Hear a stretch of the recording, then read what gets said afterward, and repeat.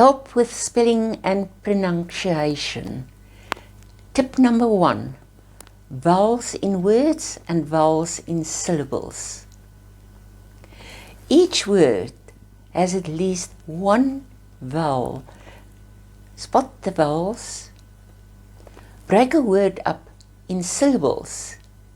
Each syllable has a vowel. Spot the vowels. Tip number 2.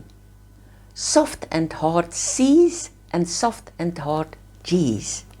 If C is followed by E or I or Y, then C is a soft S, celery, city, cycle.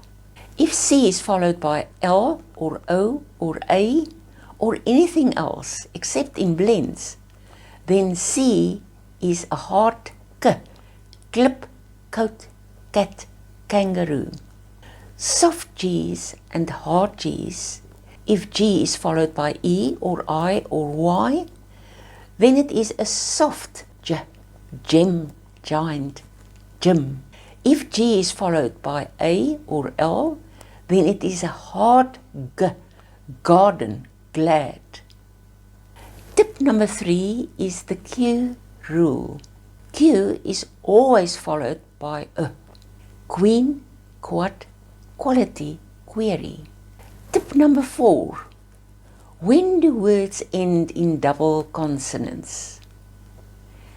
If a one-syllable word ends in the consonants F or L or S, then the consonant at the end of the word doubles. Stiff, spell, pass. Tip number 5. When do words end in CK and when in K? The K sound at the end of a short vowel one-syllable word is spelled sick, brick, kick, back, thick. Otherwise it is K, K, break, cheek, broek. Tip number 6. When is a word pronounced with a short vowel and when with a long vowel? Add an E to a one-vowel syllable and it becomes a long vowel. Bit, bite, kit, kite, sit, sight, fat, fate.